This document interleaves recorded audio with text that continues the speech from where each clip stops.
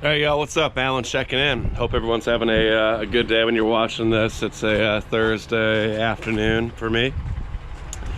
Haven't been feeling really good the last couple days. I don't know if anybody out there has to deal with kidney stones or has ever had one, but I've had them and had to deal with them the last 10 years of my life, and it sucks. And right now I got one, so which isn't ideal, obviously, but I think I'm on the home stretch here, and hopefully it's going to be passing, pretty quick here, and the pain should reside. But either way, wanted to check in with you guys, and had another idea for, I think, a pretty good video concept. And all right, guys, but the idea for the video today, I thought I would talk about. I get this question quite a bit, and I know it's a commonly searched thing on YouTube or Google. And I know, from my perspective, when I want to go buy this truck and looking at, do I want to tow with an SUV? Do I want to get a 1500, a 2500, 3500? Do I really need a diesel engine? Can I get away with gas? Will I be able to, live with this thing on a day-to-day basis if I went with something like the super duty, heavy duty trucks, the diesel engines especially? Will my significant other, and Sam, will she be able to deal with it, being a relatively short person, pregnant at this point as well? Will it be difficult for her to get in and out of the vehicle? Should I be concerned about that?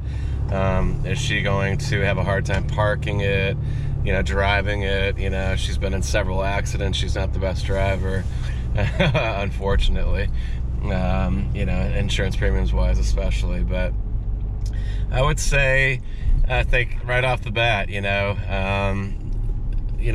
obviously had lots of concerns, and I felt like I was taking a leap of faith in terms of going with the diesel heavy duty truck, because to me, like, the 1500s or the half-ton trucks, they feel, when you drive them, they feel like a small SUV. I don't really feel like they feel all that different. A lot of them have independent front and rear suspension on them, or front suspension especially, and it's just a lot different than a solid axle vehicle, front and rear, like this. I mean, this thing is on coil spring, but it's quite a bit different. I drove a 2019 Ram, when I first picked this thing up and brought it in for the undercoating at the dealer, and I had one of the new 2019 Rams with the Hemi, and it was a nice vehicle, but honestly, it drove just like the Jeep. But the only difference was it had a bed in the back versus the enclosed cargo area.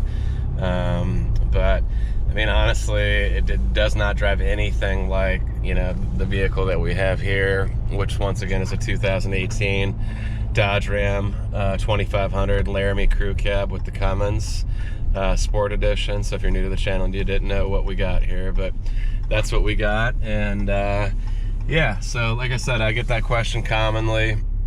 It's a really commonly searched thing. When I went to go buy this truck, I watched a bunch of videos from everything from older guys to younger guys and everything in between, and then you just have to go test drive them. And I was shocked how well this thing drives. I mean, it's honestly very easy to drive. Sam, drives this thing on a day-to-day basis when she needs to go somewhere, and absolutely loves it too. And came from she was driving the 2014 Lexus GS350 F Sport, and she's got no problems driving this thing at all. She feels safe in it.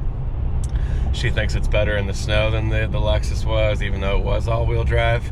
But I just think with it being that low to the ground and those low-profile 19-inch wheels and tires, it's just not as good as a truck or an SUV in the snow, period. So she's been completely thrilled with it. And once again, we got about 8,843 miles right now. And, I think it's roomier on the inside than like an SUV or a car.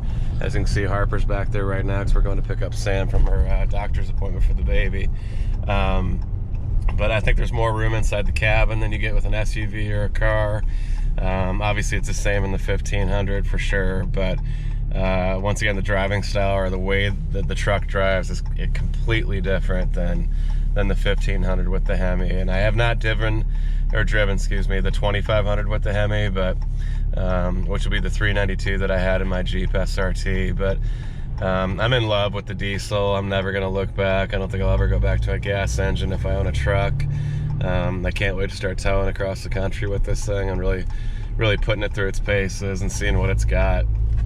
But things that I also wanted to cover, because there is some downfalls, as with anything, such as life. There is some negatives, unfortunately, to owning something like this, especially living in a metropolitan area or something like Chicago, where I live. And the disadvantage of that is the length of the vehicle. This thing is like 18 foot, like 6 inches long, something like that, when I measured it last year. But that, and it's well over it's about 7 feet tall. So basically, I don't know where you guys are from, but all the parking garages and things in Chicago, I mean, we brought this thing to Minneapolis, and there's quite a few garages that this thing won't fit in from a height perspective. Like the 6-foot garages, anything between 6 and 7 feet. This thing's not going to fit in. It's got to be at minimum 7 feet, 7 feet 2 inches is what I've noticed for those garages. It seems to fit in okay.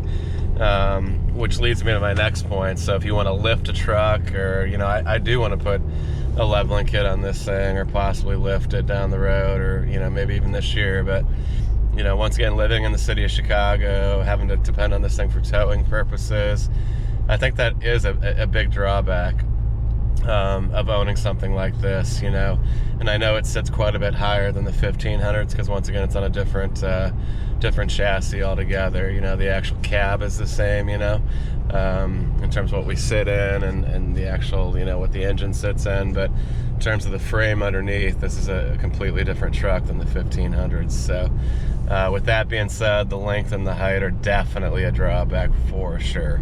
It's a pain in the ass. Like, this thing pretty much takes up, when you're parking it, like in wherever, at the mall, the grocery store, I mean, it pretty much takes up well over a spot, maybe 20% into the other spots when you pull in terms of the length.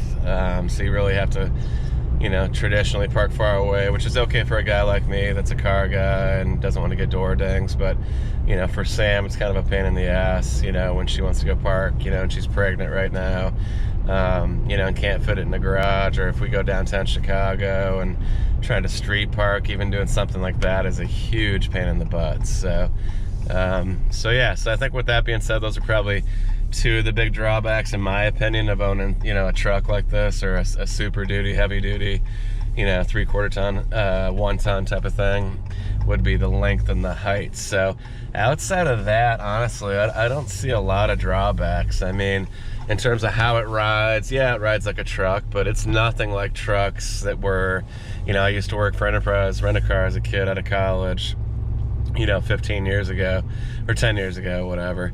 And the 1500 trucks that we would rent, the F-150s, the Ram 1500s, things like that, those rode way worse than this thing does. So modern technology and what they're doing with these trucks has come a long ways, people, long ways. And it's kind of shocking, to be honest with you, how well this thing rides. This is the sport package, so it's got the Bilstein shocks on it. It's got the coils front and rear, so it does not have leaf spring in the rear. So do I think it could ride a little bit better? I've heard suggestions of obviously putting the Fox shocks, I think the Fox 2.0s, they say, and doing things like dropping the tire pressure from the factory 80 pounds that they run in the rear. If you are unloaded and don't have a load in it, folks are saying, why not just drop the tire pressure, which I think I'm going to do, and that'll help the ride as well. I think there's things that you can do with something to do with torsion bars or sway bars, something like that. But there's definitely things that you could look into to make it ride even better. But once again, my main purpose for buying this would be towing, and I'm not so sure that I want to, lift the truck. I am considering a leveling kit for sure, because I would like to go with just a solid 35-inch tire like the Ridge Grapplers. So I think that we will have to, do something in the front to raise it up a little bit. And I'm not going to do spacers or any of that garbage. So more than likely, I would probably do the Fox 2.0 shocks and then a set of springs in the front, is what I would do. So, but comment below once again if you guys have opinions on any of this. I'd love to hear it. I love love the comments, love the interaction. I love you guys calling me out and telling me I don't know what I'm talking about, because once again, I'm not an expert. I'm learning this and I'm new to the game, and I've not even owned this truck a year. So have I driven half tons and experience with that type of thing? Sure, but the diesel game and the heavy duty trucks or 3/4 1-ton trucks is new to me. So looks like this video is going long, so I'm gonna wrap it up here. Hope you guys enjoy stuff like this. If you do, please make sure you're subscribing to the channel, and hit like if you don't mind, and we'll check back in probably later this week. I have not heard back from Adam. I'm really not sure what's going on up there. He tends to get busy and goes quiet, so that's really the reason for the lack of the Evo updates, is he hasn't been available to work on the car or have me come up and film or help or do anything. So with that being said, I'm gonna go inside and pick up Sam, who's at our last doctor's appointment. So baby comes in about 4 weeks here, so wish us luck with that. Once again, it's a baby boy, and so we'll have one girl, this cute little angel back there, say hi, and then the boy. So looking to be another big one too, so I feel bad for Sam. So I guess welcome to America, right, people? But you guys have a great day, and we'll talk to you soon. Peace.